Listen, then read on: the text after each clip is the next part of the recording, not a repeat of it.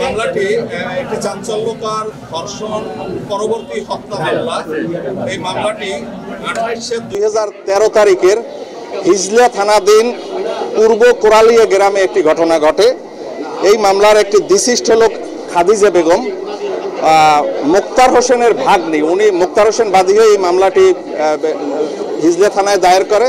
ঘটনাটি ছিল ওই মুক্তার হোসেনের ভাগ্নি খাদিজা বেগম বিগত 28/2013 তারিখ বাড়ির বাহিরে বের হইলে জঙ্গলের কাছ থেকে যখন রাস্তা দিয়ে যাইতেছিল তখন আসামি কবির আকন এবং জব্বার আকন তাকে জোরপূর্বক ধরে নিয়ে বাগানের ভিতরে ধর্ষণ করে এবং ধর্ষণ পরবর্তীতে এটা জানাজানি হবে এই আশঙ্কায় তাকে হত্যা করে তার লাশ গুম করার জন্য খালের ভিতরে ডুবিয়ে রাখে।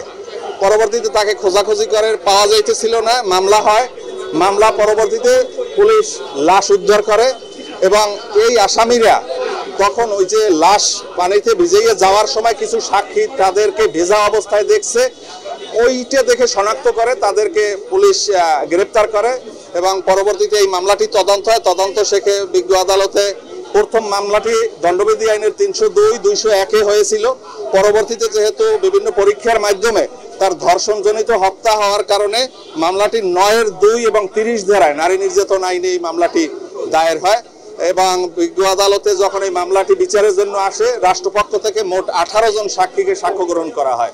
সাক্ষ্য গ্রহণ শেষে আজকে মামলাটিতে বিজ্ঞ আদালত সকল প্রকার যুক্তিতর্ক এবং অন্যান্য শুনানি শেষে বিজ্ঞ আদালত আজকে রায় ঘোষণা করেন যে এই মামলাটিতে সাক্ষ্য প্রমাণে রাষ্ট্রপক্ষ মামলাটি প্রমাণ করতে সক্ষম হয়েছেন বলে বিজ্ঞ আদালত এই দুইজন আসামি কবির আকন এবং জব্বার ব্যাপারীকে মৃত্যুদণ্ড প্রদান করেন, সাথে সাথে 1 লক্ষ টাকা জরিমানা আদেশ প্রদান করেন।